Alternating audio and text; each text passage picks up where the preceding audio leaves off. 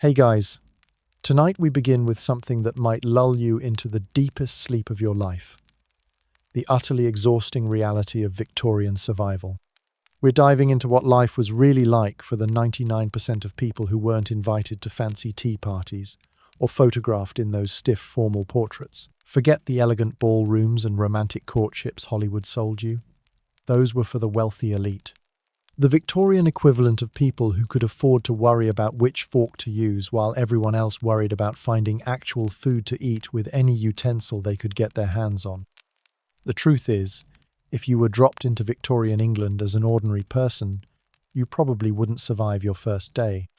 You'd be overwhelmed faster than a Victorian lady faints at the sight of a bare ankle. And believe me, that's pretty fast when people fainted at everything from unexpected loud noises to the scandalous appearance of chair legs. So before you get comfortable in your modern bed with its miracle of memory foam and temperature regulation, take a moment to like the video and subscribe, but only if you genuinely enjoy what I do here. And let me know in the comments where you're tuning in from and what time it is for you. It's always fascinating to see who's joining us from around the world as we explore the lives of people who never got to travel beyond their neighborhood because public transportation meant walking or maybe catching a ride on a cart that smelled like manure and despair. Now dim the lights, maybe turn on that white noise machine, and let's ease into tonight's journey together. A journey through smoke, soot, and the kind of survival that makes your worst Monday morning look like a luxury spa day hosted by someone who actually cares about your well-being. You wake up in 1857 London. The first thing that hits you isn't the sight or sound, it's the smell. Imagine every unpleasant odor you've ever encountered, then multiply it by 10,000 and add some notes of sulfur and despair. The air itself feels thick enough to chew. You're not breathing air. You're consuming a toxic soup of coal smoke, horse manure, human waste, and industrial chemicals that would make modern environmental protection agencies weep tears of pure horror. Your eyes water immediately, not from emotion but from the acidic fog that passes for atmosphere in Victorian London. The Great Stink of 1858 is still a year away, but honestly, every year in Victorian London was a great stink compared to anything you've experienced. The Thames isn't a river. It's an open sewer pretending to be a waterway. People dump everything into it. Human waste, dead animals, industrial runoff, and occasionally the bodies of people who couldn't survive another day of this nightmare. You try to get your bearings, but the fog is so thick you can barely see 3 feet in front of you. This isn't romantic mystery fog from a period drama. This is industrial pollution so dense it blocks out the sun. Children grow up never seeing blue sky. They think grey is the natural colour of the heavens. Some die before ever learning that clouds are supposed to be white instead of yellow-brown. You're standing on a street that's more like a mud pit mixed with every bodily fluid imaginable. There are no sidewalks as you know them. Just narrow paths between buildings where you have to dodge falling chamber pot contents. People empty their toilets directly out of windows with maybe a shouted warning if you're lucky. Usually they don't bother with warnings because personal convenience matters more than public safety. The buildings around you lean inward, like they're trying to collapse on each other for warmth. They're built so poorly that structural integrity is more of a suggestion than a requirement. Fires break out constantly because everything is made of wood, thatch, and wishful thinking. When buildings burn down, people just build new ones on top of the ashes and hope for the better luck next time. You need shelter, but finding affordable housing in Victorian London is like playing the world's most depressing lottery where everyone loses. The poor live in cellars that flood regularly with sewage. Entire families crowd into single rooms with no windows, no ventilation, and no privacy. Parents, children, grandparents, and sometimes strangers, all sleeping in the same bed because beds are expensive and space is precious. A woman emerges from the fog ahead of you. Her name is Margaret. She's 35 years old but looks 60 because life in Victorian England ages people faster than a time-lapse video of fruit rotting. Her teeth are mostly gone, not from poor dental hygiene, but from malnutrition and the complete absence of dental care for anyone without significant wealth. You look lost, dearie. Margaret says. Her voice is raspy from breathing coal smoke for 3 decades. First time in London? You nod, still trying to process the assault on your senses. Well, you picked a lovely day for it, she continues with bitter sarcasm. Sun's shining bright as always. She gestures upward at the impenetrable grey blanket above. Been 6 weeks since anyone's seen actual sunlight. Probably be 6 more before we do again. But hey, at least the air's breathable. She coughs violently, bringing up black phlegm that she spits casually onto the street. Margaret works in a match factory. Her job involves dipping wooden sticks into white phosphorus, a chemical so toxic it literally makes people's jaws rot off. It's called phossy jaw, and it's exactly as horrifying as it sounds. Your jawbone gradually dissolves while you're still alive. Factory owners know about this. They don't care because workers are replaceable and phosphorus matches are profitable. Been at the factory 8 years now. Margaret tells you, unconsciously rubbing her jaw. Good steady work. Pays enough to keep body and soul together, mostly. She shows you her hands. The fingertips are yellow-green from phosphorus exposure. Doctor says I might want to find different work, but doctors say lots of things when they're not the ones needing to eat. You ask her about housing options. Margaret laughs bitterly. Housing? You mean places to sleep that don't involve doorways? Well, aren't you optimistic? She points down a narrow alley that disappears into the fog.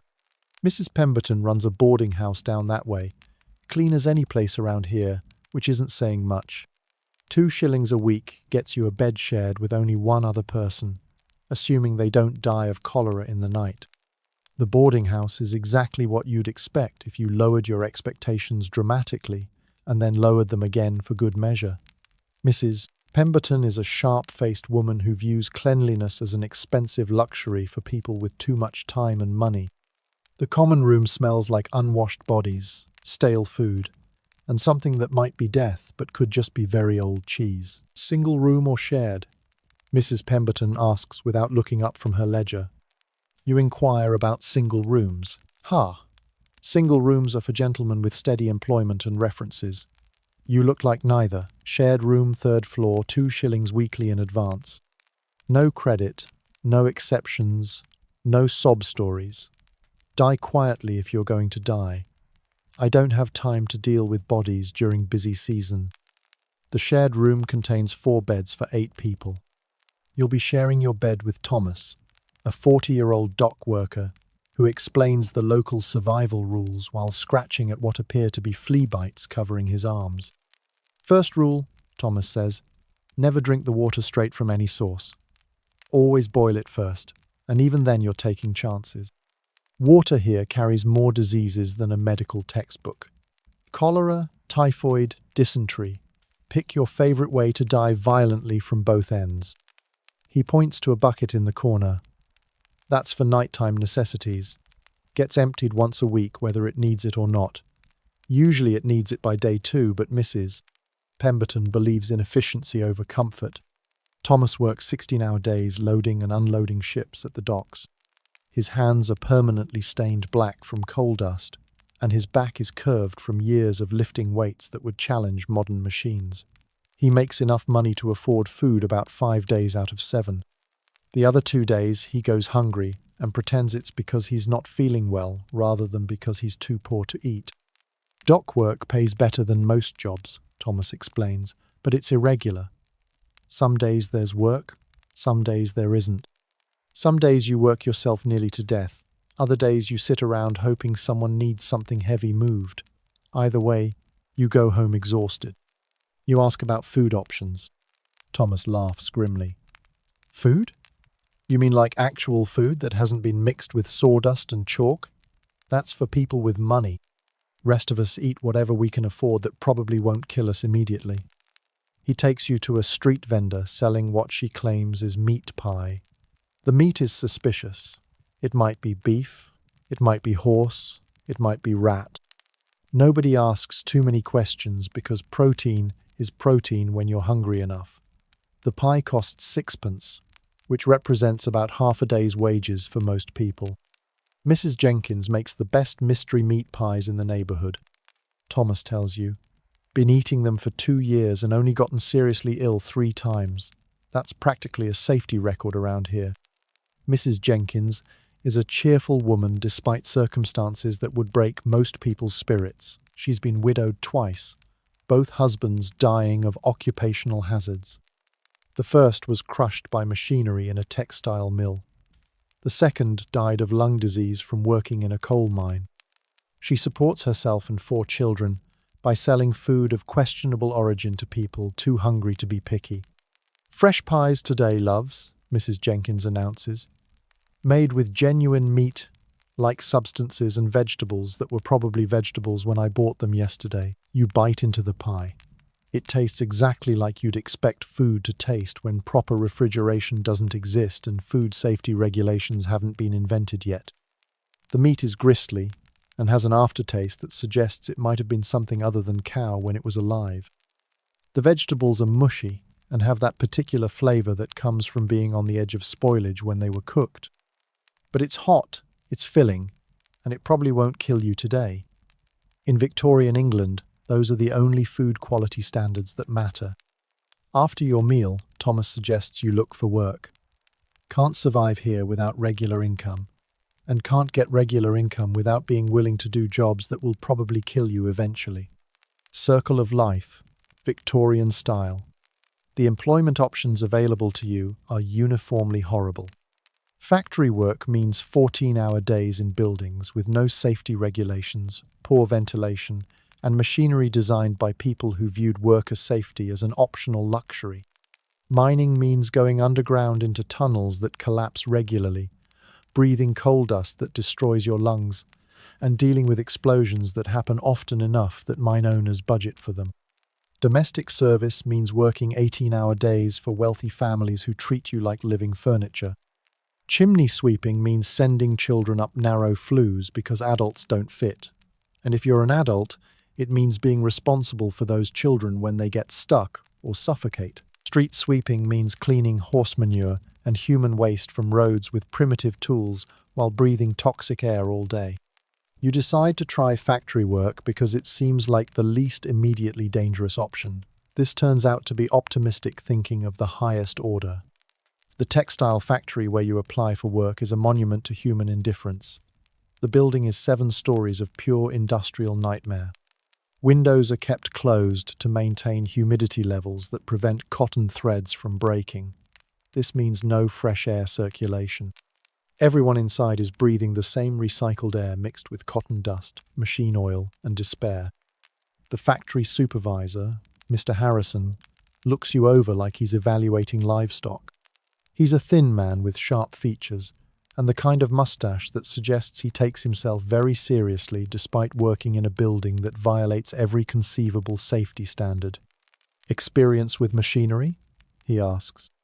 You admit you have no experience with 19th century industrial equipment. Perfect. Experienced workers ask for higher wages and think they know better than management. Inexperienced workers do what they're told and die quietly when machinery kills them, much more efficient. He shows you to your workstation. You'll be operating a spinning machine that turns cotton into thread. The machine has no safety guards, no emergency stops, and approximately 17 different ways to kill or maim you. Children work at similar machines because their small fingers can reach into spaces that would remove adult hands. Simple job, Mr. Harrison explains. Keep the machine fed with cotton. Tie threads when they break. Try not to get caught in the gears. We lose about 1 worker per month to machinery accidents, but that's considered acceptable losses. Previous fellow who worked this machine lasted 3 weeks before the gears caught his sleeve and pulled him in. Took 2 hours to extract him, mostly in pieces. Your workday begins at 5 in the morning and ends at 7 in the evening.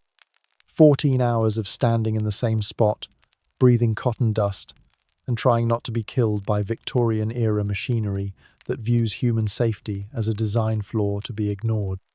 You get 2 10-minute breaks and 30 minutes for lunch. The lunch break includes the time it takes to walk to wherever you can find food, so realistically you have about 15 minutes to actually eat. The noise level inside the factory is beyond anything you've experienced.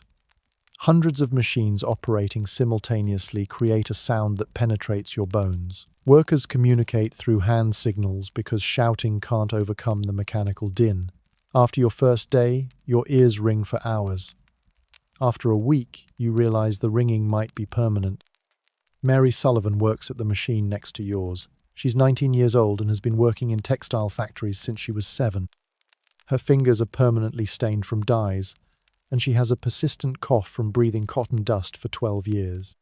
Trick is not to think about it too much, Mary tells you during one of your brief breaks. Start thinking about how dangerous everything is, and you'll go mad. Better to pretend it's normal and hope today's not the day something goes wrong. She shows you her left hand. 2 fingers are missing from a machine accident 6 months ago. Hurt like blazes when it happened, but they gave me a whole afternoon off to see a doctor. Most places don't even do that. Consider myself lucky. Mary lives with her parents and 3 siblings in a 2-room basement apartment that floods whenever it rains heavily. They share the space with another family because splitting rent is the only way either family can afford housing. Privacy doesn't exist. Personal space is a luxury for people who can afford more than survival. Father worked in the mines before his lungs gave out, Mary explains. Mother takes in washing when she can get it. My wages keep us all eating most days. Good thing I like factory work. She laughs bitterly. Not like I have other options. Can't write, can't do arithmetic beyond counting coins. Factory work is all I know. After 2 weeks at the factory, you understand why Victorian life expectancy was so low. It's not just the diseases, though those are plentiful. It's not just the accidents, though those happen constantly. It's the accumulated stress of living in conditions that would be considered torture by modern standards, day after day, with no hope of improvement. Your body aches constantly from standing in the same position for 14 hours. Your lungs burn from breathing polluted air. Your hands are cut and scraped from handling rough materials with no protective equipment. You've lost weight because the food you can afford doesn't provide enough nutrition to sustain the physical demands of industrial labor. But the physical problems are manageable compared to the mental toll. You wake up each morning knowing you'll spend the next 14 hours in conditions designed by people who don't care whether you live or die.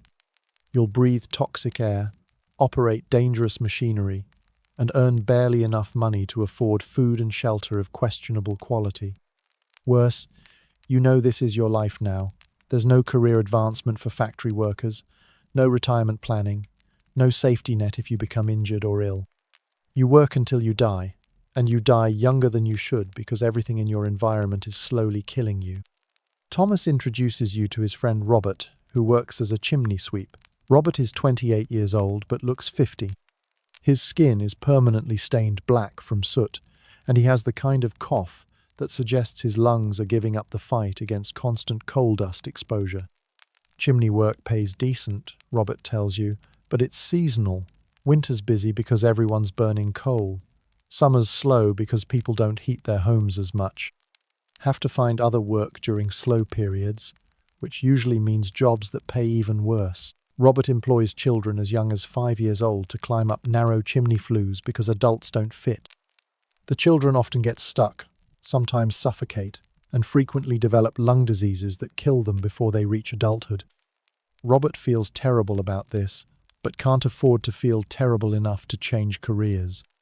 Little Tommy's been working for me 2 years now, Robert says sadly. Smart boy, quick learner, good with tight spaces. Been coughing blood lately though. Probably won't make it through next winter. That's the 3rd boy I've lost to lung disease in 5 years. Breaks your heart, but what choice do you have? Either they work dangerous jobs or they starve. At least working gives them a chance. The moral compromises required for survival in Victorian England are crushing. Everyone knows the system is killing people. Factory owners know their working conditions are deadly. Parents know sending children to work in dangerous jobs will probably kill them. Government officials know the air and water are toxic. Nobody changes anything because changing would be expensive, and human life is cheaper than reform. You attend a public meeting about working conditions, hoping to find others interested in improvements. The meeting is held in a church basement because it's the only space poor people can afford to rent. About 30 workers attend, mostly men because women are working longer hours for lower wages and can't afford time off for political meetings. The speaker is Samuel Mitchell, a former factory worker who lost his right arm to machinery 3 years ago. He's trying to organize workers to demand basic safety protections like guards on dangerous equipment and ventilation systems that don't poison everyone who breathes the air. "We're not asking for luxuries," Samuel tells the crowd. "We're asking for the right to go home alive at the end of each workday." Seems reasonable, doesn't it?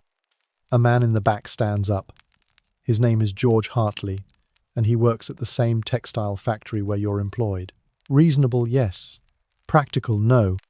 Start demanding safety improvements, and they'll fire every one of us. Replace us with people desperate enough to work under any conditions. There's always someone more desperate. George is right, and everyone knows it.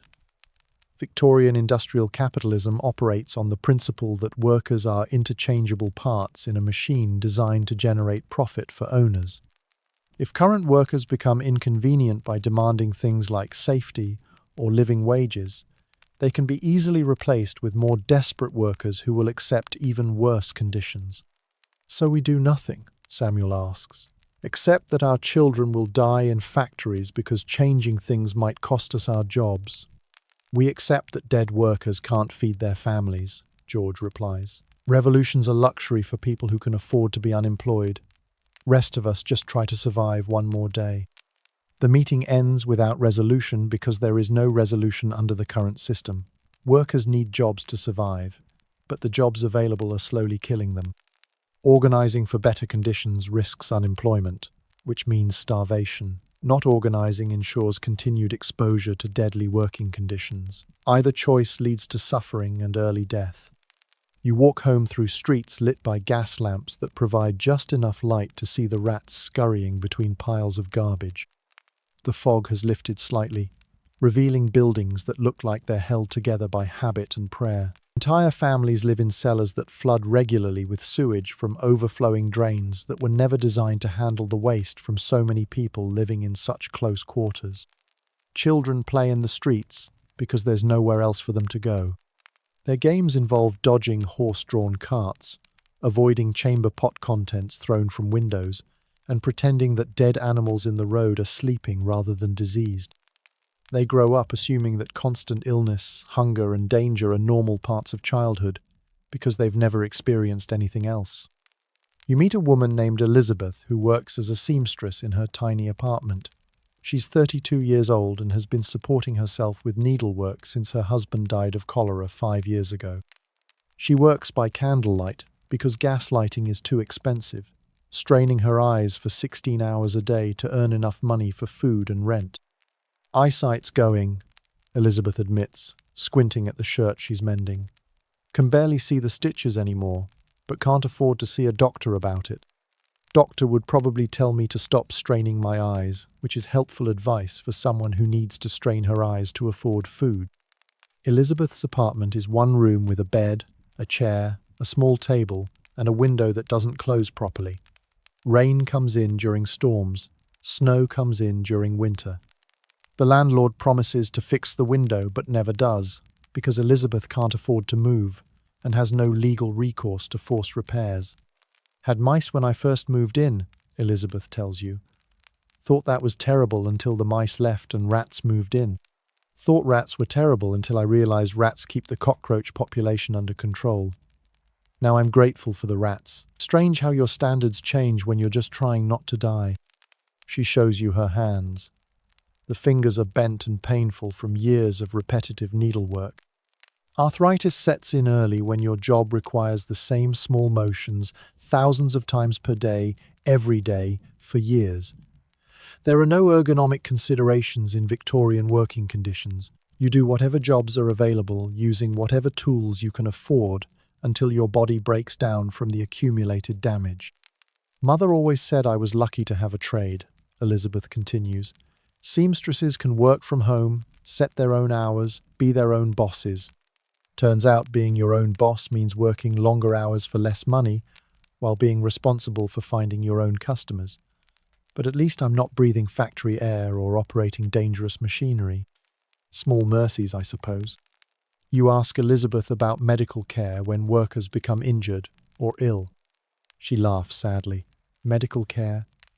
You mean like doctors who charge more for a consultation than most people earn in a month? There's charity hospitals for the truly desperate, but they're more like places people go to die with slightly more dignity than they'd manage on the street. Elizabeth takes you to see the local charity hospital. It's a grim stone building that looks more like a prison than a place of healing. The waiting room is packed with people displaying various stages of industrial disease and workplace injuries. The air smells like carbolic acid mixed with human suffering. Dr. William Foster runs the charity ward. He's a decent man trying to do impossible work with inadequate resources. He sees hundreds of patients every week, most suffering from preventable diseases and injuries caused by working conditions that shouldn't exist in any civilized society. Lung diseases from factory work, Dr. Foster explains as he shows you around the ward. Injuries from unsafe machinery, malnutrition from inadequate wages, infectious diseases from overcrowded housing and contaminated water. Same problems every day, getting worse instead of better. A young boy named Charlie sits on one of the examination tables. He's 8 years old and works in a coal mine. His growth is stunted from malnutrition, and his lungs are already damaged from breathing coal dust. He has the hollow eyes of someone who's seen too much suffering for his age. Been working underground since I was 6, Charlie tells Dr. Foster in a voice that sounds like gravel. Good job. Pays regular. Keeps food on the table for my family. Can't complain about honest work. Dr. Foster examines Charlie's chest with a stethoscope. His expression grows grimmer as he listens. How's your breathing lately, Charlie? Any pain when you cough? Coughs up black stuff sometimes, Charlie admits. Hurts a bit, but everyone who works the mines coughs black stuff. Part of the job, innit? Dr. Foster looks at you with the expression of someone who's seen this same tragedy hundreds of times. His lungs are already severely damaged.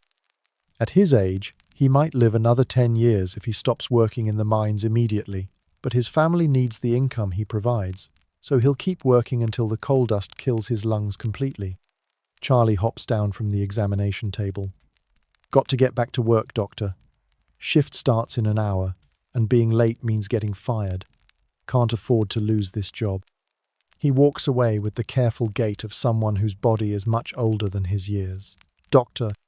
Foster watches him go with the helpless frustration of a medical professional who understands exactly what's happening but lacks the power to prevent it. I see children like Charlie every day, Dr. Foster tells you quietly. Their bodies are breaking down from industrial work, but they can't stop working because their families depend on their wages. I can treat their symptoms, but I can't treat the economic system that's killing them. You spend the evening in a public house called the King's Arms, where workers gather to drink away the pain of their daily existence. The beer is weak and tastes like it might have been brewed in the same vats used for dyeing cloth, but it's cheaper than clean water and provides temporary relief from the grinding misery of Victorian working-class life. The pub is crowded with men and women who look decades older than their actual ages. They drink, laugh loudly at jokes that aren't particularly funny, and try to pretend their lives aren't slowly killing them. The atmosphere is simultaneously cheerful and desperately sad. Everyone's having a good time because they know tomorrow will be even worse than today. You sit next to a man named Patrick, who works loading cargo ships at the docks. He's Irish, which means he faces additional discrimination on top of the poverty and dangerous working conditions that affect all labourers. Employers pay Irish workers less than English workers for the same jobs, and landlords charge them more for the same housing. Been in London 5 years now, Patrick tells you, over his third pint of questionable beer. Came here thinking English cities would be better than Irish poverty. Turns out poverty's the same everywhere, just with different accents. Patrick lives in a neighbourhood called Little Ireland, where Irish immigrants crowd into housing that English landlords won't rent to English tenants because it's too dangerous and unsanitary. Entire families live in single rooms with no windows, no ventilation, and no sanitation facilities. Disease spreads quickly in such conditions, But Irish tenants can't afford better housing, and English landlords don't care about Irish mortality rates. Lost 2 children to cholera last year, Patrick says matter-of-factly, as if discussing the weather. Wife's pregnant again, hoping this one survives longer. Can't afford to grieve too long when there's rent to pay and mouths to feed. A woman named Catherine joins your conversation. She works in a match factory, the same dangerous occupation as Margaret, whom you met on your first day. Catherine's jaw shows early signs of phosphorus poisoning. The bone is beginning to deteriorate, giving her face a sunken appearance on one side. Doctor says I should find different work, Catherine tells you, unconsciously touching her jaw. Easy for him to say. He's not the one needing to pay rent and buy food. Match factory pays better than most women's work. Can't afford to be picky about occupational hazards when the alternative is starvation. Catherine has 3 children at home. The oldest is 12 and works as a chimney sweep. The middle child, 10 years old, works in a textile factory. The youngest, 8, works sorting coal in a mine. All 3 children contribute to the family income because Catherine's wages alone aren't enough to support 4 people. People think it's cruel, sending children to work, Catherine says defensively. But what's crueler? Working dangerous jobs or watching your children starve? At least working gives them a chance to survive, even if it's dangerous. Starvation's guaranteed death. The conversation in the pub turns to politics, though political discussion among Victorian working class is limited by lack of education and the knowledge that political change is controlled by wealthy people who benefit from current conditions. Workers can complain about their situations, but they can't vote to change them because voting rights are restricted to property owners. Government's full of rich men making laws to keep themselves rich, says a dock worker named James. They don't care about working conditions because they don't work in factories. They don't care about housing because they live in mansions. They don't care about wages because they inherit their money. James is right. But being right doesn't make the situation less hopeless. The people with power to change working conditions have no reason to change them because the current system benefits them enormously. Factory owners make huge profits by keeping labor costs low and safety expenses minimal. Politicians receive support from wealthy industrialists who want to maintain profitable working conditions. So what do we do? Asks Mary, the textile worker you know from the factory. Revolution? We'd lose. Reform? They won't listen. Acceptance? We die young. Nobody has good answers because there are no good answers under the current system. Victorian industrial capitalism is designed to extract maximum profit from human labor while externalizing all costs onto the workers themselves. If workers become injured, ill, or die from dangerous conditions, that's their problem. If working conditions cause social problems like crime, disease, or family breakdown, those are also treated as individual moral failures rather than systemic issues. You walk home through streets that never truly become quiet.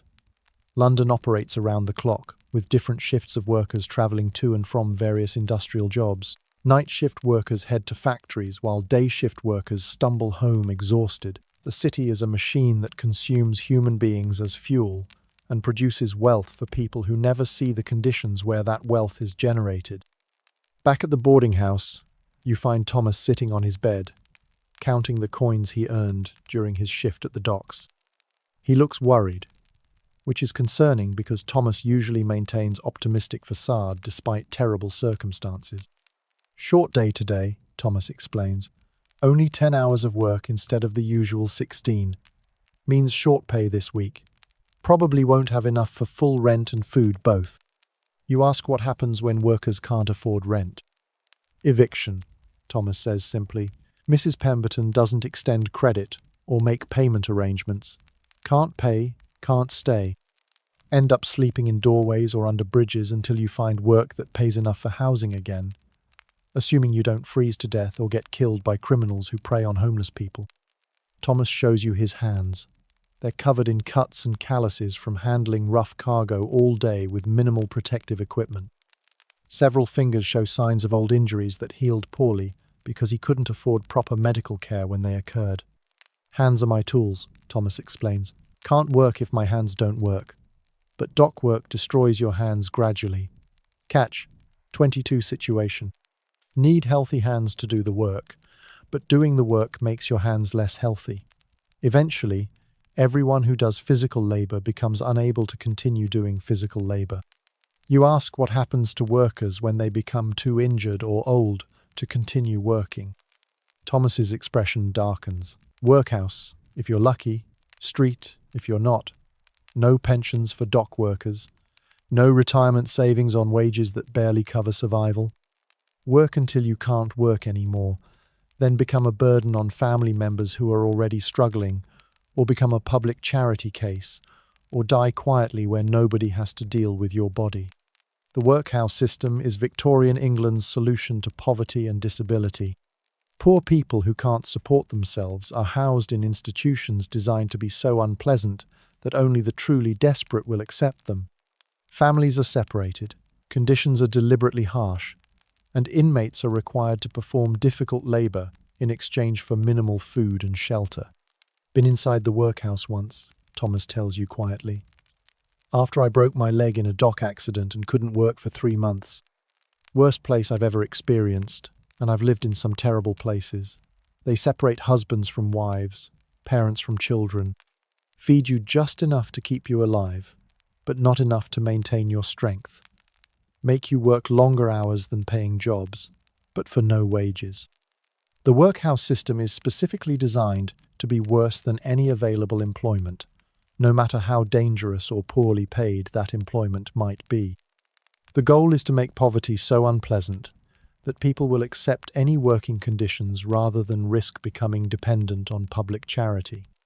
Your second month in Victorian London begins with a workplace accident that illustrates why industrial employment is essentially a slow-motion death sentence. A worker at your textile factory gets caught in machinery during the night shift. The machines have no safety guards, no emergency stops, and no lighting adequate for safe operation in darkness. The worker's name was Joseph Miller. He was 24 years old, married, with 2 young children. He worked nights because night shift paid slightly better than day shift, and his family needed the extra income.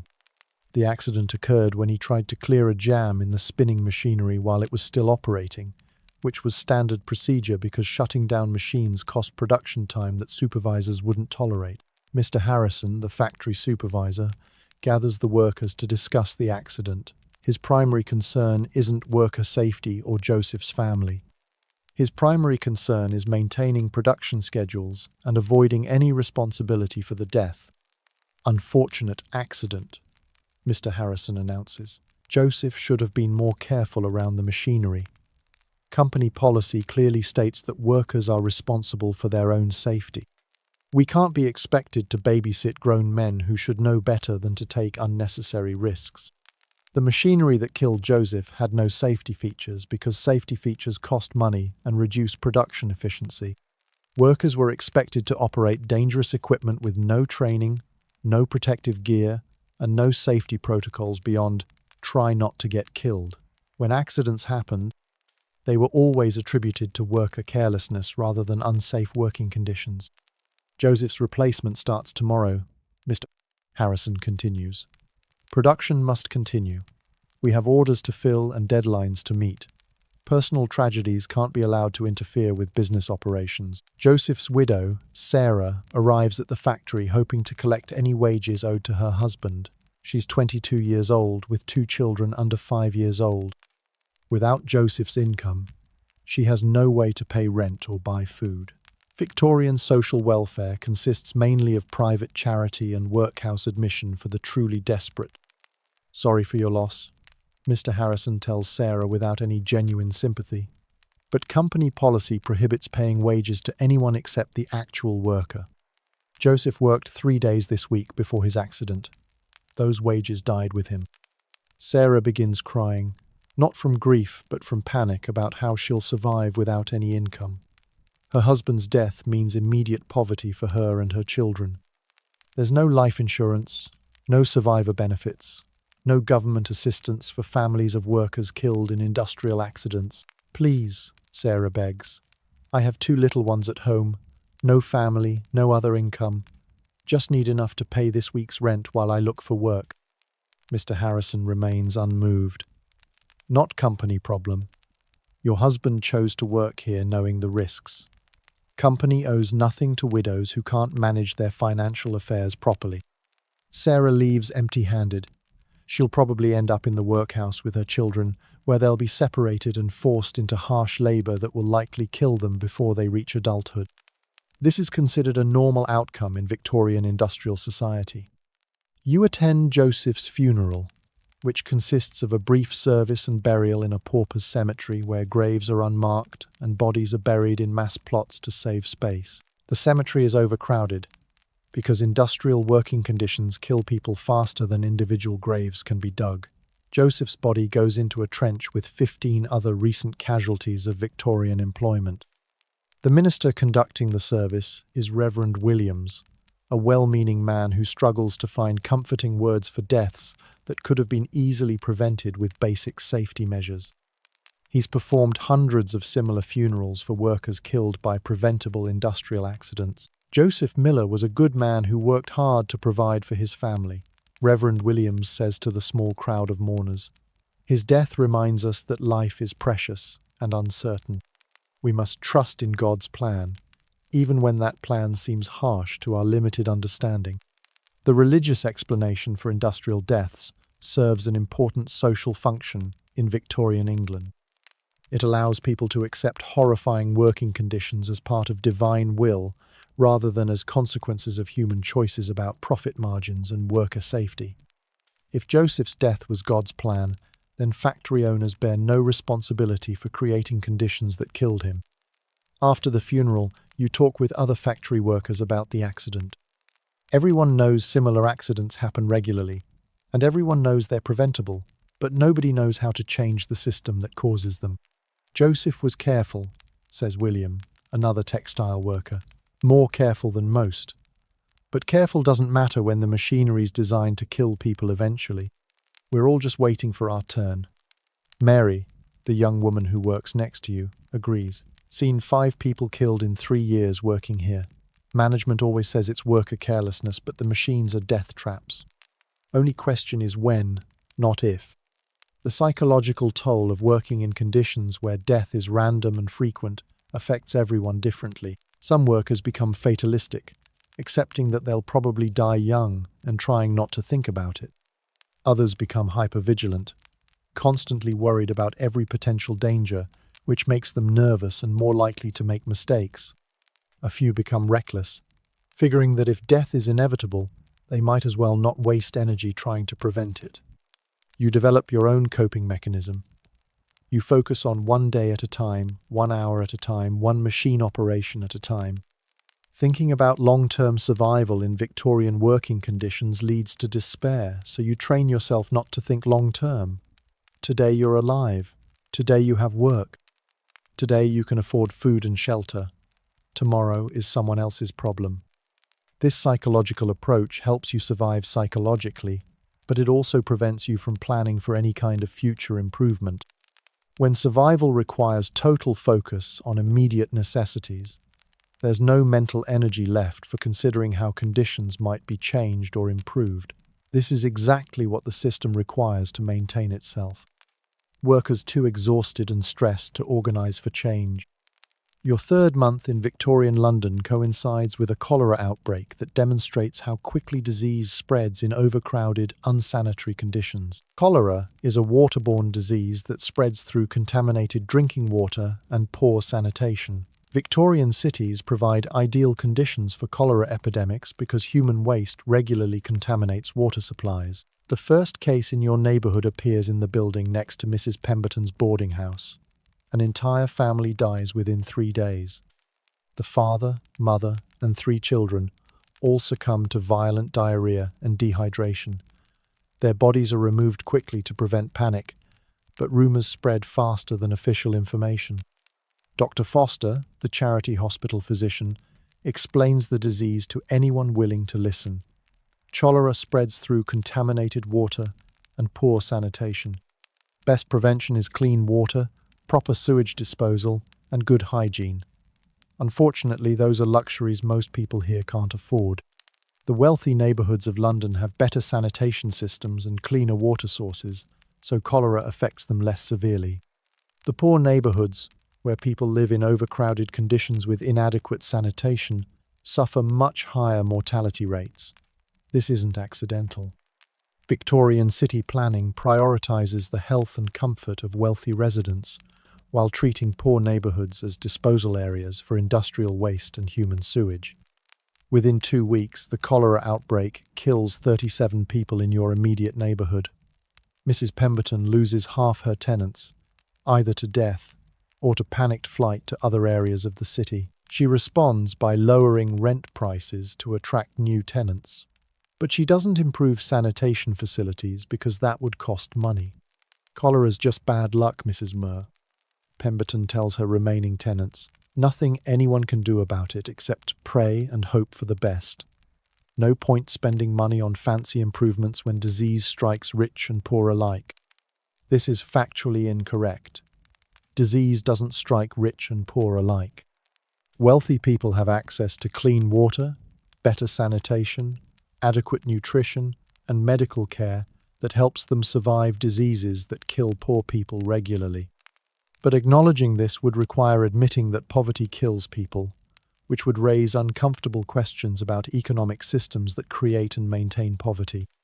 Thomas survives the cholera outbreak, but his girlfriend Margaret doesn't. She was the match factory worker you met on your first day, the woman whose jaw was rotting from phosphorus exposure. Cholera kills her before the phosphorus can finish destroying her bones. Margaret was tough, Thomas tells you sadly. Survived 8 years breathing poison every day at the match factory. Figured if chemicals couldn't kill her, disease wouldn't either.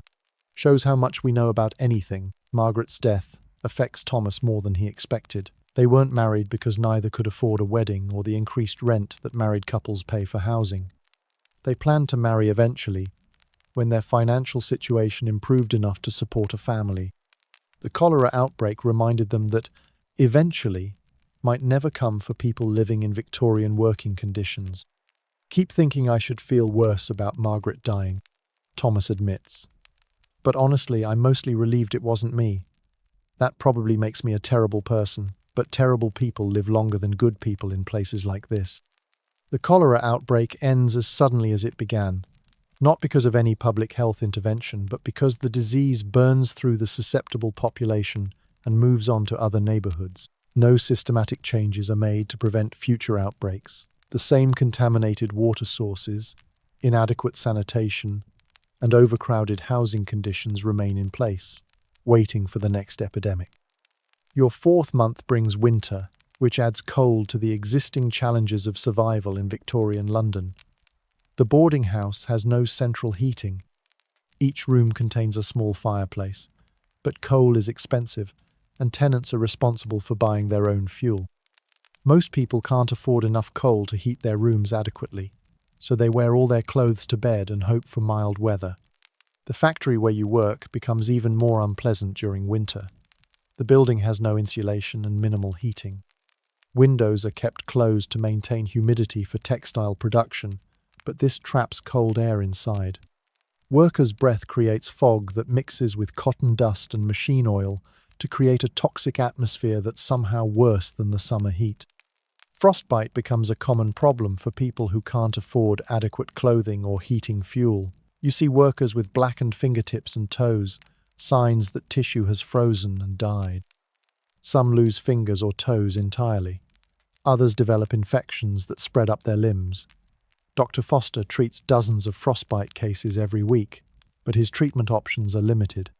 Frostbite's preventable with warm clothing and adequate shelter, Dr. Foster explains while examining a dock worker whose feet are turning black. But prevention requires money that most people don't have. Can't treat poverty with medicine. Food becomes even more scarce during winter because transportation difficulties make it harder to bring fresh supplies into the city. Prices increase, while quality decreases. You find yourself eating increasingly questionable meals because those are the only options you can afford. Mrs. Jenkins, the street vendor who sells mystery meat pies, adapts to winter conditions by offering what she calls warming soup.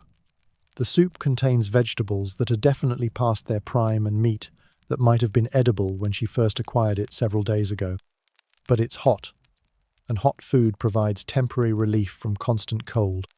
"Winter soup's my specialty," Mrs. Jenkins announces cheerfully, despite circumstances that would crush most people's spirits.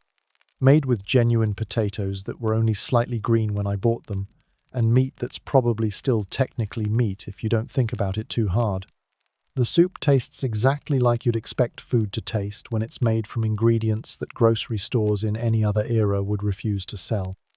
But it's warm, it's filling, and the questionable ingredients are probably safer than drinking the local water without boiling it first." Elizabeth, the seamstress who works in her unheated apartment, struggles more during winter because her fingers become too cold to manipulate needles effectively. She wraps her hands around candles to warm them, which provides temporary relief, but also risks burns and wastes candle wax she can't afford to replace. Productivity drops 50% during cold weather, Elizabeth tells you while trying to thread a needle with shaking hands. Takes twice as long to finish each piece, which means half the income. "But customers don't pay more for winter work, so I just earn less money when I need more money for heating fuel." Elizabeth's window still doesn't close properly. Her landlord still promises to fix it, but never does. Snow blows into her room during storms, melting into puddles that freeze overnight when temperatures drop. She places buckets to catch dripping water, but the buckets freeze solid, creating new problems with no solutions. "Mentioned the window problem to the landlord again yesterday," Elizabeth says bitterly. "He suggested I stuff rags in the gaps if I'm concerned about drafts. Helpful advice for someone who makes her living with rags and can't spare any for window repairs." The winter also brings increased crime as desperate people resort to theft and violence to obtain necessities for survival. Robbery becomes more common because people need coal, food, and warm clothing more urgently than during summer months. The criminal justice system responds with harsh punishments that don't address underlying causes of desperation. You witness a street robbery where 3 men attack a well-dressed gentleman for his overcoat. The coat is worth more than most workers earn in 6 months, but the gentleman wears it casually because he owns several similar coats. The robbers risk transportation to Australia or execution for stealing one coat that the victim won't particularly miss. The robbery occurs in broad daylight on a busy street, but nobody intervenes because intervening in criminal activity risks becoming involved with police and courts that are biased against working-class people. Better to pretend you didn't see anything than to risk being arrested as an accomplice or suspected criminal yourself. The robbers escape with the coat, which they'll probably sell for a fraction of its value to buy food and fuel for their families. The gentleman files a police report, but police investigations focus on punishing criminals rather than addressing the economic desperation that motivates crime. Constable Morrison, a local police officer, explains law enforcement philosophy to you after witnessing the robbery. "Crime's a choice, not a circumstance. Plenty of poor people don't turn to robbery. Shows that poverty's no excuse for criminal behavior." This perspective allows society to punish criminals without addressing economic systems that create desperation. If crime is a moral choice rather than a consequence of material conditions, then harsh punishment is justified and systemic reform is unnecessary. Your 5th month in Victorian London brings an industrial accident that affects you directly. A steam boiler explodes at a nearby factory, killing 12 workers instantly and severely injuring dozens more. The explosion occurs because safety inspections are infrequent and boiler maintenance is expensive. Factory owners prioritize production over worker safety until catastrophic failures force temporary shutdowns. The explosion happens at 6 in the morning during shift change, when maximum numbers of workers are present in the building. The boiler had been showing signs of stress for weeks, but management decided to continue operating it rather than pay for repairs or lose production time. You're walking to your own factory when the explosion occurs. The sound is like thunder, but louder and more sustained. Windows break for blocks around the factory. The ground shakes hard enough to knock people off their feet. A cloud of steam and debris rises hundreds of feet into the air. Emergency response in Victorian London consists mainly of people running toward or away from disasters with no coordinated rescue efforts. There's no organised fire department, no trained emergency medical personnel, no systematic approach to industrial accident response. Neighbours help neighbours, but most people lack training or equipment for rescue operations. You join a group of volunteers trying to dig survivors out of the collapsed factory building. The work is dangerous because the building is unstable and more sections could collapse at any time. But people are trapped inside, and there's nobody else to help them. The rescued workers display the full range of industrial injuries: burns from superheated steam, broken bones from falling debris, cuts from flying glass and metal. Several workers are clearly dying, but there's no adequate medical care available for trauma victims. Dr. Foster arrives to treat the injured, but he's overwhelmed by the number and severity of casualties. 12 dead so far, probably more still trapped inside, he tells the volunteers. Need to get the worst injured to hospital immediately, but I don't have transport for all of them. The injured workers are loaded onto carts normally used for hauling cargo. There are no ambulances, no medical transport vehicles, no systematic way to get trauma victims to medical care quickly. Some workers die during transport because their injuries are too severe for the delays and rough handling involved in cart transportation. The factory owner, Mr. Pemberton, arrives to assess property damage rather than worker casualties. His primary concern is insurance claims and production delays, not human suffering. This is standard business practice in Victorian industrial capitalism. Terrible tragedy, Mr. Pemberton announces to assembled workers and neighbours. Act of God, really. No way to predict when boilers might fail. Company will cooperate fully with any official investigation, though I'm sure we'll find this was an unavoidable accident. This response is carefully calculated to avoid legal liability for the explosion. By characterizing the accident as an act of God, rather than a consequence of deferred maintenance and inadequate safety procedures, Mr. Procedums, Pemberton hopes to avoid paying compensation to victims' families. The investigation into the boiler explosion is conducted by the same government officials who depend on political support from industrial leaders like Mr. Pemberton. Predictably, the investigation concludes that the explosion was an unavoidable accident caused by unforeseeable equipment failure rather than negligent safety practices. No evidence of criminal negligence. The official report states, boiler maintenance records appear adequate. Explosion likely caused by metal fatigue that couldn't have been detected with available inspection methods. This conclusion is factually false. The boiler had visible cracks and pressure irregularities for weeks before the explosion. But acknowledging preventable causes would establish legal precedent, requiring expensive safety improvements across all industrial operations. The families of dead workers receive no compensation because the accident was officially ruled unavoidable. Injured workers who survive receive no medical expense coverage because their injuries were caused by act of God rather than employer negligence. Workers who can no longer perform their jobs due to injury become unemployed with no alternative income sources. James Fletcher was one of the injured workers. The explosion crushed his legs, leaving him permanently disabled. He'll never work in physical labor again, but he has no other job skills and no access to retraining programs. His family faces immediate poverty because Victorian social systems provide no support for disabled workers. 20 years I worked in that factory, James tells you from his hospital bed. Good safety record, never had serious accidents.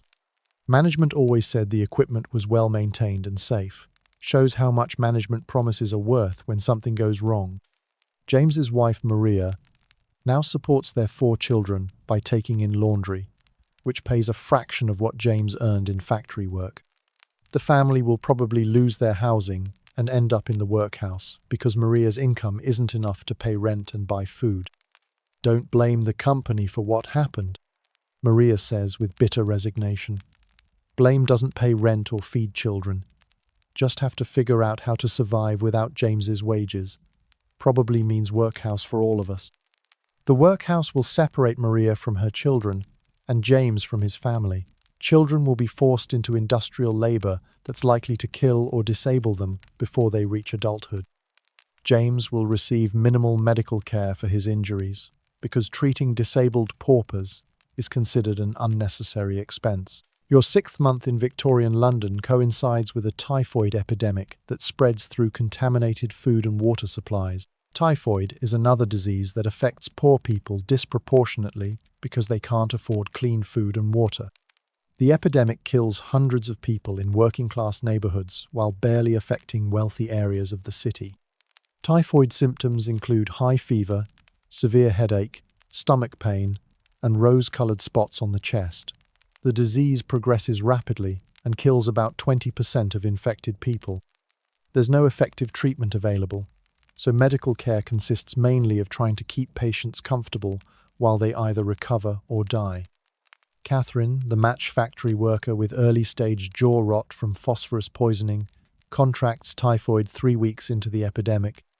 Her immune system is already compromised from chemical exposure, making her more susceptible to infectious disease. She dies within 5 days of showing first symptoms.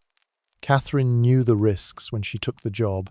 Her supervisor tells you when you ask about funeral arrangements. Match factory work pays better than most women's jobs precisely because it's dangerous.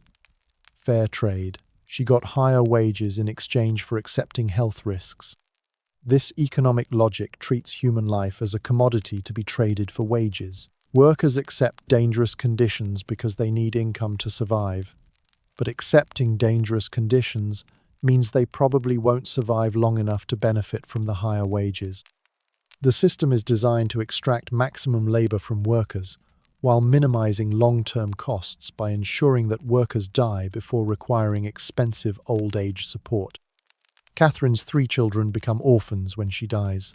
The oldest, 12-year-old Sarah, must find work to support her younger siblings. She gets a job in the same match factory where her mother died, accepting the same phosphorus exposure that will probably kill her within a decade. Don't have much choice, Sarah explains with the resigned wisdom of a child forced to make adult decisions. Match factory pays better than other work available to girls my age. Can support Tommy and Mary with match factory wages. Other jobs don't pay enough to keep us all fed. The cycle repeats itself. Children are forced into dangerous work because their parents died from dangerous work. Economic desperation drives families to accept conditions that will kill them. But those same conditions are the only sources of income available to people without education, capital, or social connections. Tommy, Catherine's 10-year-old son, continues working in the textile factory where you're employed. His job involves crawling under moving machinery to collect cotton scraps that fall during production. It's dangerous work that requires small, flexible workers who can fit into spaces adults can't reach. Miss my mum, Tommy tells you during one of your brief breaks. But she always said work's better than starving. Least we can afford food and rent with the wages Sarah and I earn. Better than workhouse. Tommy is probably right that work is better than the workhouse. But that's only because the workhouse is deliberately designed to be worse than any available employment. The goal is to ensure that people will accept deadly working conditions rather than seek public assistance. Mary, the youngest of Catherine's children at 8 years old, is too young for factory work but old enough to contribute to family income. She works as a street sweeper, cleaning horse manure and human waste from roads using a broom and shovel. The work exposes her to disease-carrying parasites and toxic substances, but it pays enough to help her siblings afford housing. Mary's lucky to find any work at her age. Sarah explains, most employers won't hire children under 10. Street sweeping's not pleasant, but it's honest work that helps the family survive. The fact that 8-year-old children working in human waste is considered lucky illustrates how completely Victorian economic systems prioritize profit over human welfare. Children should be playing and learning, but Victorian capitalism requires their labor to maintain profit margins for factory owners who live in luxury while their workers die young. Your 7th month brings a mining disaster that kills 43 workers in a coal mine outside London. The disaster occurs when mine owners ignore safety warnings about unstable tunnels and dangerous gas accumulations. Saving money on safety equipment and procedures is more profitable than preventing workers' deaths. The mine collapse traps dozens of workers underground, with no realistic hope of rescue. Mining technology is primitive, and rescue operations are expensive.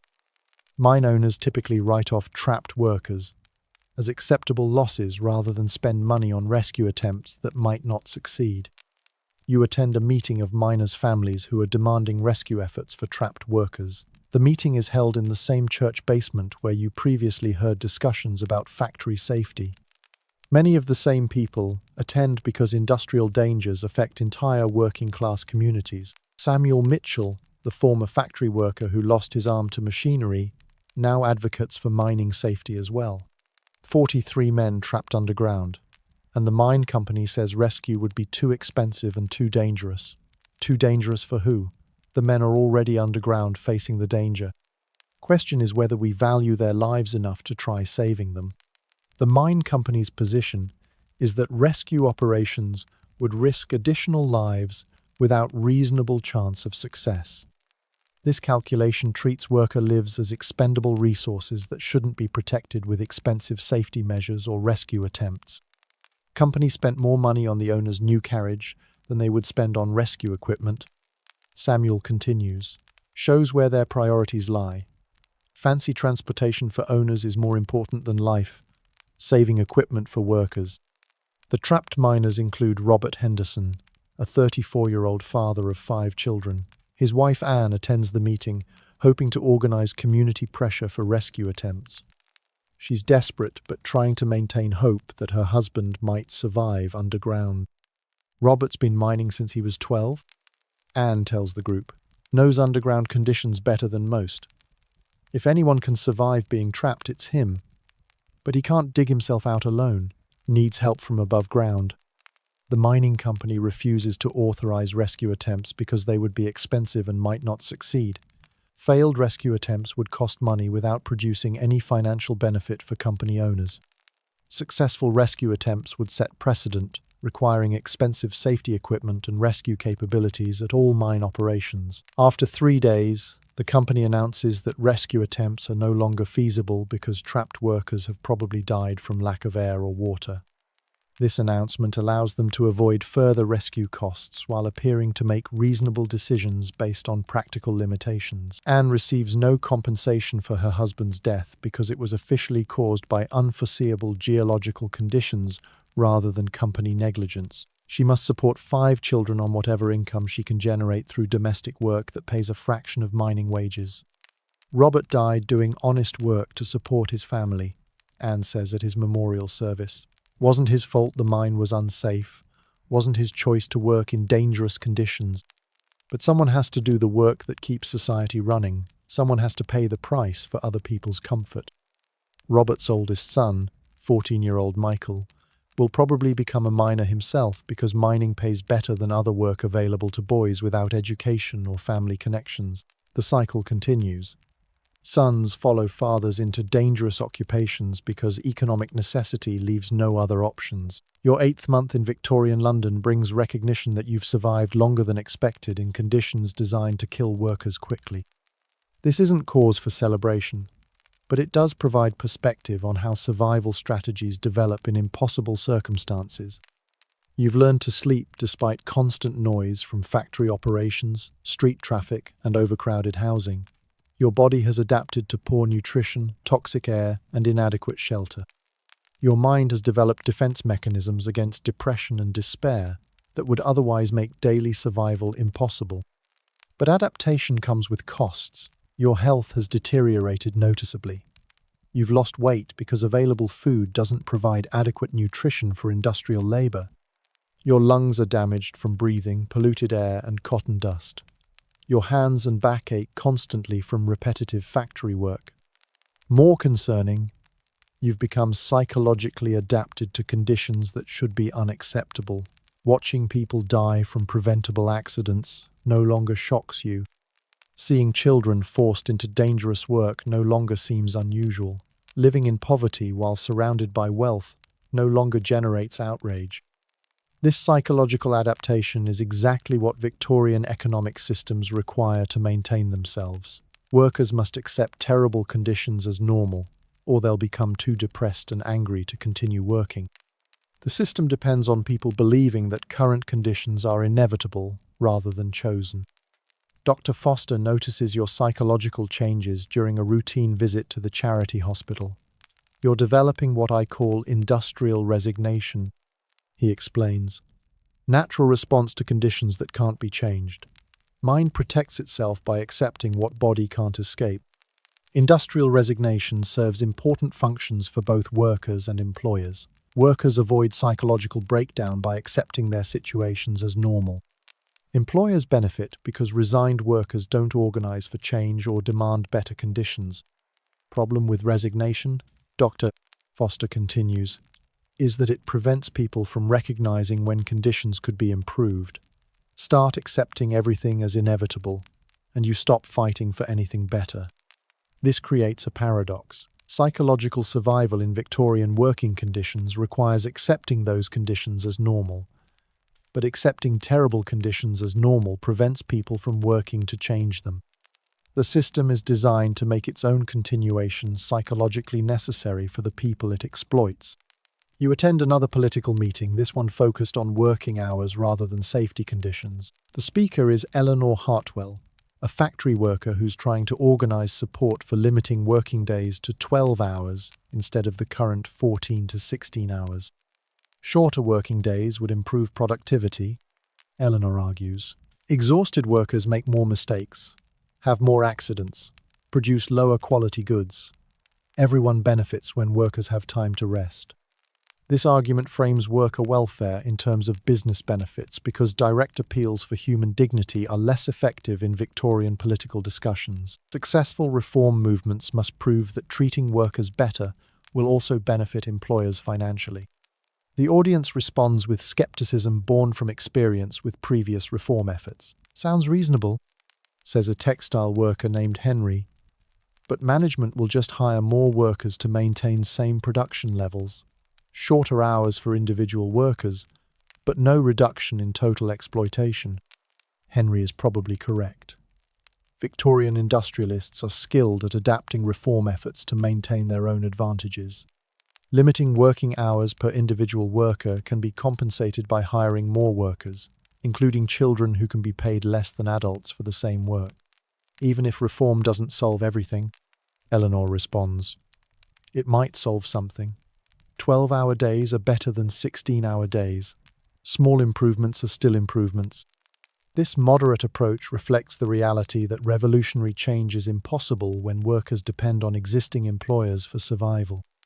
Gradual reform is the only realistic option, even though gradual reform allows exploitative systems to adapt and continue.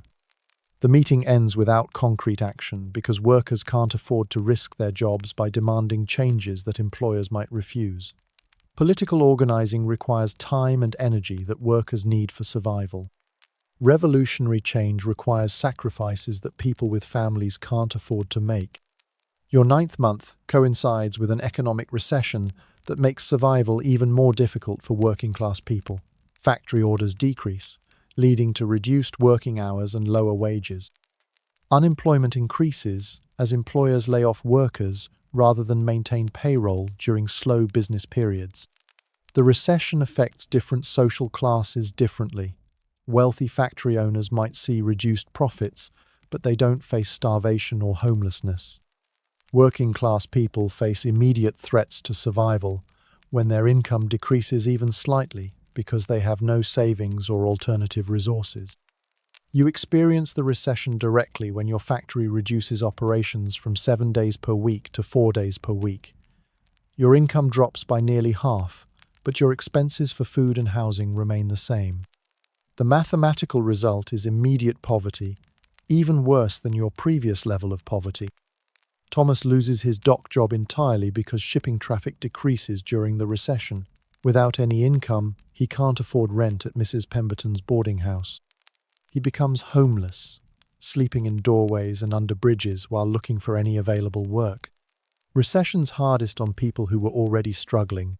Thomas explains during one of your encounters on the street. Rich people have savings and investments to fall back on. Poor people have nothing to fall back on except charity and crime.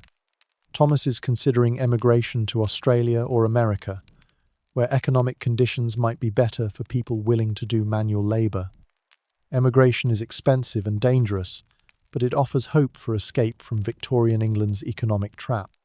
Heard there's farm work in Australia for people willing to do hard labour. Thomas tells you, can't be worse than London, and might be better. Least there's land available for people who want to work it. Emigration represents one of the few escape routes from Victorian working-class poverty. But emigration requires money for transportation and supplies. Money that most workers don't have. Only the slightly less desperate can afford to escape, leaving the most desperate trapped in deteriorating conditions. Elizabeth, the seamstress, adapts to the recession by accepting even lower prices for her work. Customers demand reduced rates because they have less money to spend on clothing repairs. Elizabeth must choose between working for inadequate wages or having no income at all. Used to charge sixpence for mending shirts, Elizabeth tells you while squinting at needlework by candlelight. Now charge threepence for same work. Still takes same amount of time and thread, but customers can't afford higher prices. Better to earn something than nothing. The recession forces workers to compete against each other by accepting lower wages and worse conditions. Employers benefit because labour costs decrease, while worker desperation increases. Economic downturns strengthen exploitative systems by making workers more willing to accept anything rather than nothing. Mrs. Jenkins, the street food vendor, struggles to find customers who can afford her already inexpensive meals. She adapts by reducing portion sizes and using even cheaper ingredients, but there are limits to how much quality can be reduced before food becomes inedible. Hard times for everyone, Mrs. Jenkins says, while serving soup that contains more water and less actual food than usual. Can't lower prices much more without losing money on every bowl. Can't raise prices because nobody has money to pay. Catch-22 situation. The recession demonstrates how Victorian economic systems transfer all risk and hardship to working people while protecting wealthy people from serious consequences. Factory owners might earn smaller profits during recessions, but workers face starvation and homelessness. The system is designed to ensure that economic hardship flows downward to people least able to bear it. Your 10th month brings winter again, but this winter is worse than the previous one because the recession has reduced your income while increasing competition for affordable housing and heating fuel. Everything costs more when you have less money to spend. The boarding house becomes even more overcrowded, as people who previously lived alone are forced to share rooms to afford rent. You now share your bed with 2 other people because individual beds are luxury items during economic hardship. Privacy disappears entirely when survival requires maximum efficiency in using available space. The factory where you work operates only 3 days per week now, and management hints that further reductions are possible if business conditions don't improve. Workers compete desperately for available shifts because any income is better than no income.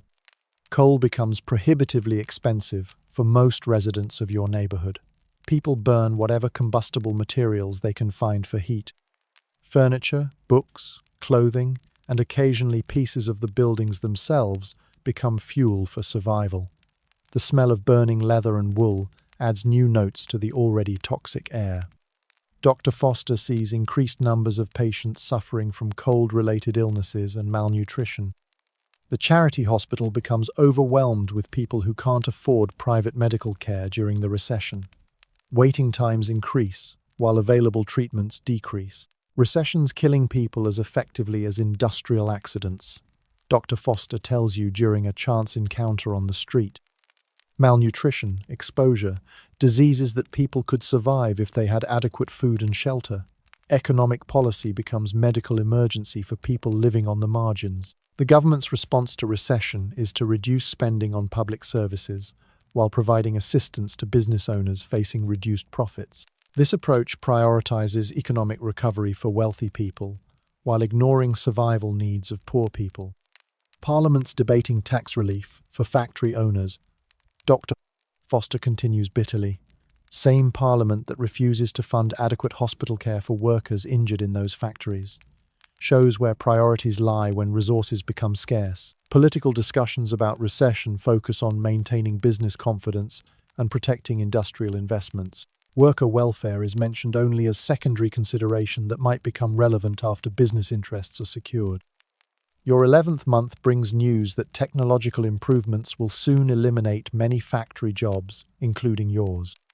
New machinery can perform textile work more efficiently than human workers, making human labor economically obsolete in many industrial operations. The machinery costs significant money initially, but it operates without wages, doesn't require food or housing, never gets sick or injured, and works continuously without breaks. From business perspective, replacing human workers with machines is obviously a logical decision. From worker perspective, technological improvement means unemployment and poverty. Skills that took years to develop become worthless overnight when machines can perform the same work faster and cheaper. Workers must find new employment in an economy that increasingly favors mechanical over human labor. Mr. Harrison, the factory supervisor, announces the coming changes with obvious satisfaction about increased efficiency and reduced labor costs. New machinery will triple production while eliminating need for most current workers, represents significant advance in industrial capability. You ask what will happen to displaced workers? Not company concern. Mr. Harrison replies dismissively, workers are free to seek employment elsewhere. Company exists to manufacture textiles efficiently, not to provide charity employment for people whose jobs become unnecessary. This response reflects standard Victorian business philosophy that treats workers as interchangeable resources, to be used when profitable and discarded when no longer needed. Human welfare is not considered legitimate business concern. Mary, your co-worker, receives the news with characteristic resignation. Always knew this job wouldn't last forever. Nothing lasts forever for people like us. Just have to find something else and hope it pays enough to survive. But finding other employment becomes increasingly difficult as technological improvements eliminate jobs faster than new positions are created. Workers displaced from one industry compete for remaining jobs in other industries, driving down wages and increasing working hours. The displacement affects entire families because Victorian households typically depend on multiple family members working in similar industries. When textile jobs disappear, parents, children, and siblings all become unemployed simultaneously, creating immediate financial crisis. You consider your options for alternative employment. Factory work in other industries faces similar technological displacement. Mining remains dangerous and deadly. Domestic service requires references and skills you don't possess. Street sweeping and manual labor pay wages insufficient for survival. Thomas suggests that you consider emigration as escape from increasingly impossible economic situation in Victorian England. Australia's always looking for people willing to work hard, he tells you. Might be chance to start over somewhere that's not actively trying to kill you. Emigration requires money you don't have and skills that might not transfer to different economic conditions. But staying in Victorian England increasingly seems like guaranteed poverty and early death, as technological change eliminates opportunities for working-class survival. Your 12th and final month in Victorian London brings recognition that survival in these conditions is temporary achievement rather than permanent possibility. Everyone you've met will probably die young from industrial accidents, occupational diseases, malnutrition, or poverty-related illnesses. The system isn't designed for long-term worker survival. It's designed to extract maximum labor from human beings during their most productive years, then replace them with new workers when they become damaged or exhausted. Workers are treated as consumable resources rather than human beings with inherent value. You attend the funeral of another factory worker killed by machinery. The funeral is identical to Joseph Miller's funeral 11 months ago. Same cemetery, same mass burial, same meaningless words about God's plan and worker carelessness. Nothing has changed except the name of the victim. The predictability of these deaths is perhaps the most disturbing aspect of Victorian working conditions. Everyone knows that factory workers will be killed by machinery, that miners will die in cave-ins, that match factory workers will develop jaw rot, that children will be crushed by industrial equipment. These deaths are planned consequences of economic decisions made by people who profit from dangerous working conditions. Dr. Foster has given up trying to treat individual cases of industrial disease because the underlying causes remain unchanged. Like trying to empty ocean with teaspoon, he tells you during your final visit to the charity hospital, can treat symptoms but can't treat system that creates them. He shows you his medical records for the past year. Hundreds of deaths from preventable causes, thousands of injuries from unsafe working conditions, countless cases of malnutrition, disease, and disability that could be eliminated with basic improvements to working and living conditions. Every death represents someone's son, daughter, parent, spouse. Dr. Foster continues, not statistics. Real people with families who loved them and depended on them. But economic system treats them as expendable resources in pursuit of profit. Your final week in Victorian London coincides with another industrial accident at your factory. The new machinery that's supposed to replace human workers malfunctions and kills 2 workers while injuring several others. The accident occurs because safety training on new equipment is expensive and time-consuming. The irony isn't lost on anyone.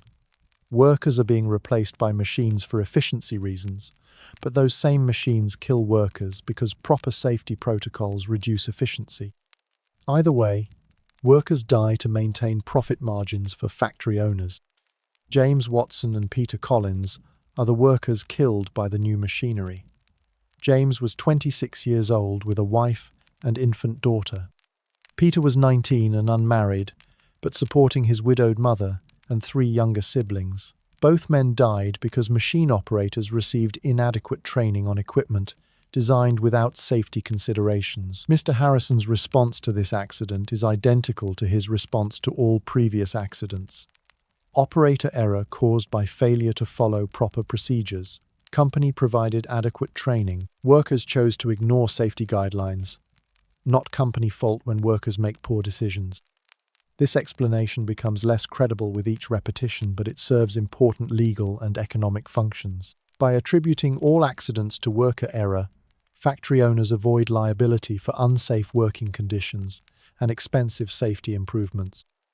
The families of dead workers receive no compensation because the accidents were officially caused by worker negligence rather than equipment defects or inadequate training. This policy ensures that families suffer economic devastation in addition to personal loss when industrial accidents kill their wage earners. Sarah Watson, James's widow, faces immediate poverty with an infant daughter to support.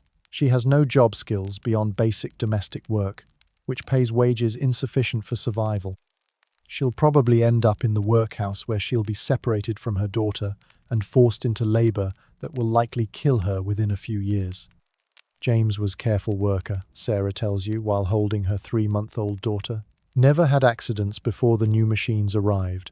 Always followed procedures exactly as taught. Wasn't his fault the training was inadequate. But fault doesn't matter in Victorian economic systems.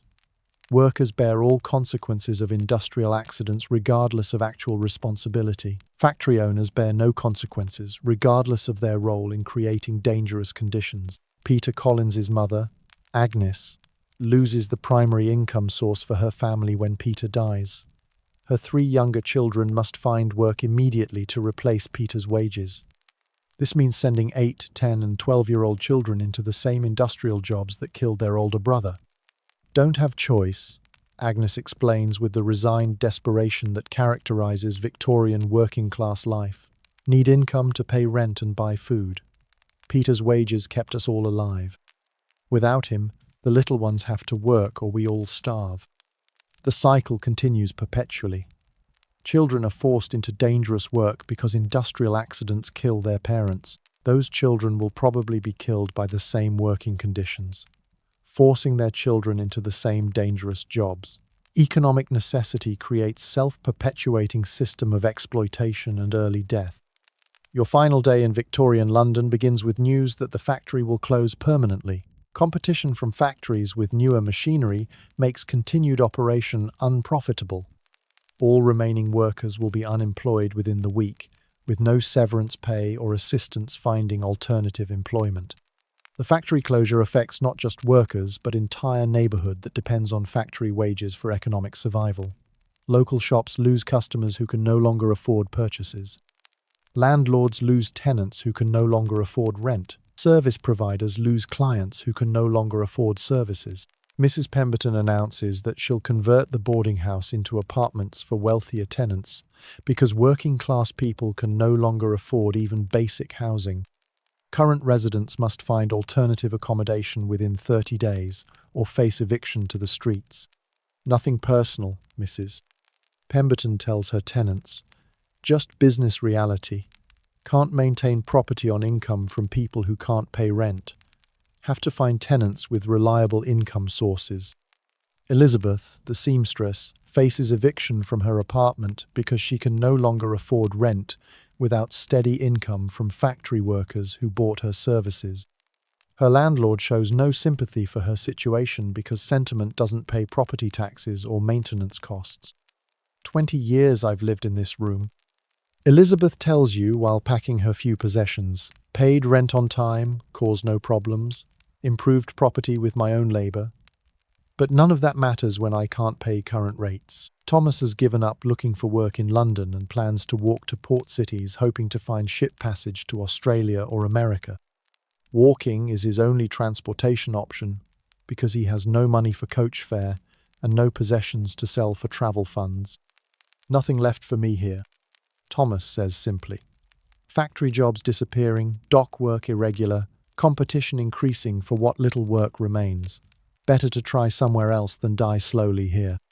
His plan involves walking nearly 200 miles to reach ports where emigrant ships depart.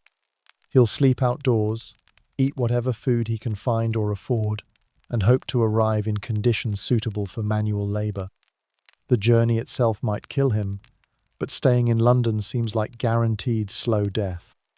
Mrs. Jenkins closes her food stand because her customers no longer have money to buy even her inexpensive meals. She plans to return to her family's rural village, hoping to find domestic work or farm labor that provides basic shelter and food.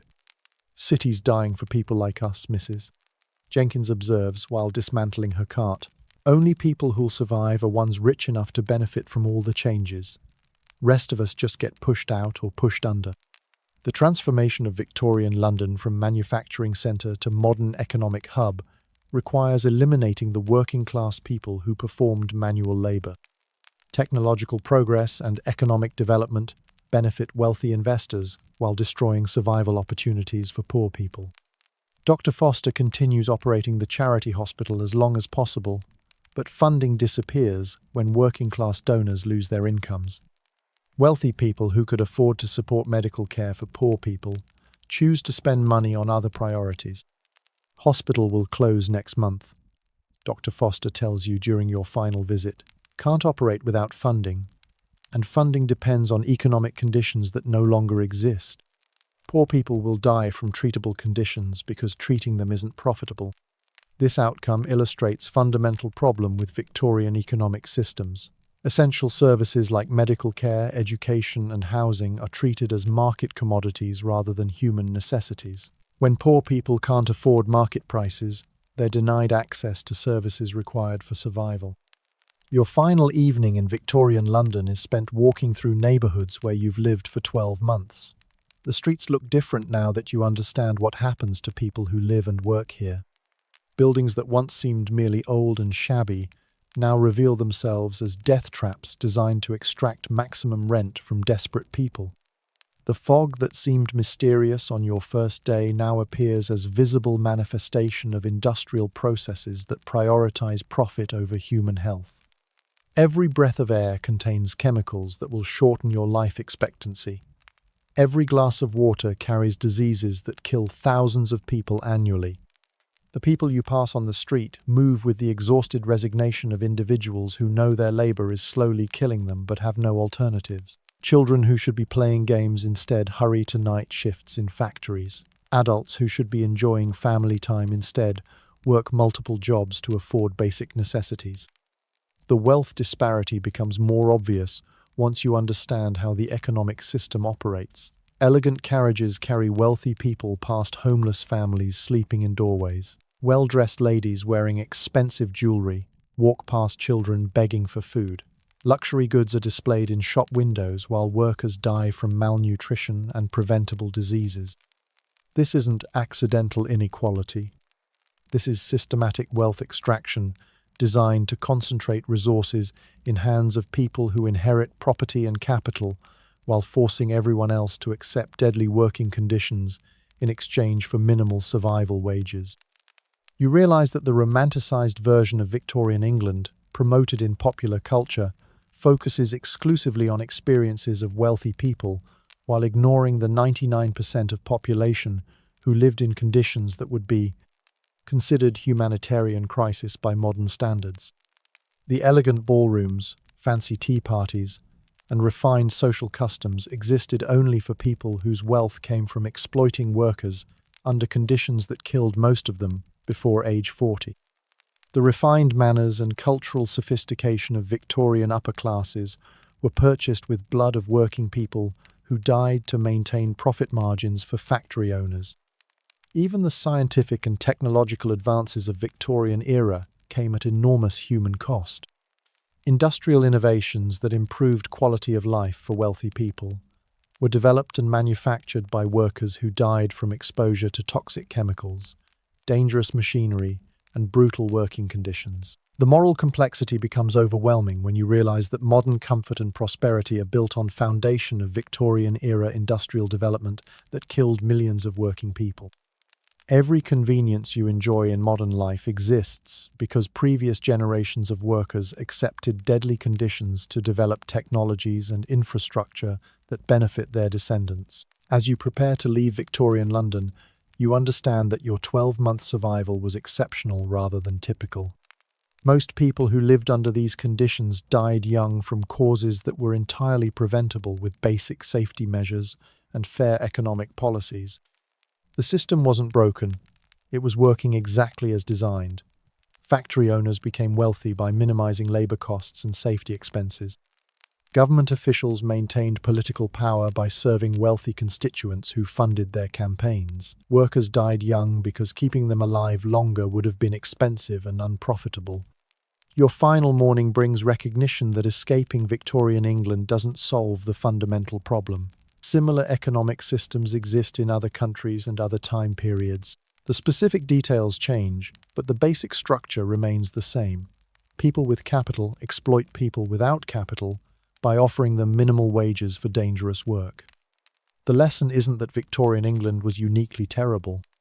The lesson is that economic systems designed to maximize profit for wealthy people will always create horrible living and working conditions for poor people, unless those systems are constrained by regulations that prioritize human welfare over maximum profit. Modern labor protections, safety regulations, and social welfare programs exist because previous generations of workers organized, fought, and died to change systems that treated human life as expendable resource in pursuit of profit. Every workplace safety rule, every labor law, every social program represents victories won by people who understood that economic systems serve human beings, not the other way around. The comfortable modern life you return to after your year in Victorian London is not natural or inevitable. It's the result of political choices made by people who decided that human dignity and survival are more important than maximum profit for wealthy people. But those political choices are always temporary and reversible. Economic systems naturally tend toward maximum exploitation unless they're actively prevented from doing so by people who understand that profit motives alone will always prioritize money over human life. The workers you met in Victorian London had intelligence, creativity, and determination equal to anyone in any era. They weren't inferior people who deserved their fate. They were ordinary human beings trapped in economic systems designed to exploit them until they died. Their deaths weren't inevitable tragedies. They were predictable consequences of economic and political choices made by people who valued wealth accumulation more than human survival. Every industrial accident, every occupational disease, Every case of poverty-related malnutrition was preventable with different priorities and policies.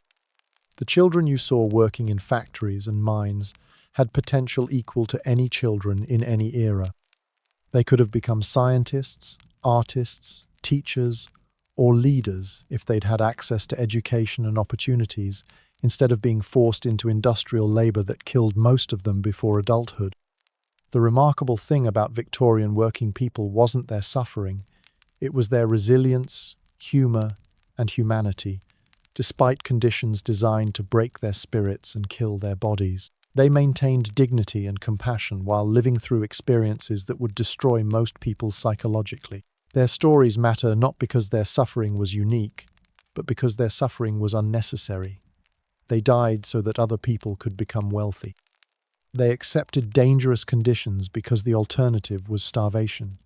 They sent their children to work in deadly jobs because economic systems provided no other options for family survival. Understanding Victorian working-class life isn't just historical education. It's preparation for recognizing similar patterns in contemporary economic systems. The specific technologies and working conditions change, but the basic dynamic remains the same whenever profit maximization takes priority over human welfare. The comfort, safety, and prosperity you experience in modern life aren't natural or guaranteed. They're political achievements that must be actively maintained by people who understand that economic systems can be changed to serve human needs, rather than requiring human beings to sacrifice themselves for economic efficiency. Your year in Victorian London ends where it began, with recognition that most people throughout history have lived lives of desperate struggle against economic systems designed to exploit them. The difference is that now you understand both the human cost of those systems and the possibility of creating alternatives that prioritize human dignity over maximum profit. The people who lived and died in Victorian England weren't different from you. They had the same hopes, fears, dreams, and capabilities. They wanted safety for their families, meaningful work that provided fair compensation, and opportunities for their children to have better lives than they did. They didn't get those things because economic and political systems were designed to prevent them from getting those things. Their labor created enormous wealth that was concentrated in hands of people who viewed workers as expendable resources rather than human beings deserving of dignity and basic survival necessities. But their struggles weren't meaningless. Every improvement in working conditions, every labor protection, every social program that makes modern life safer and more humane exists because people like Thomas, Elizabeth, Margaret, Catherine, and Dr. Foster refused to accept that human suffering was inevitable price of economic progress. Their legacy isn't their deaths. Their legacy is the understanding that ordinary people working together can change systems that seem impossibly powerful and unchangeable.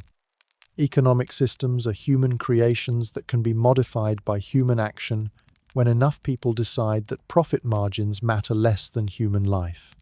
So as you return to your modern bed with its miracle of comfort technology, remember that comfort exists because previous generations fought for changes that seemed impossible at the time. And remember that maintaining that comfort requires continued vigilance against economic systems that will always tend toward maximum exploitation unless actively prevented from doing so.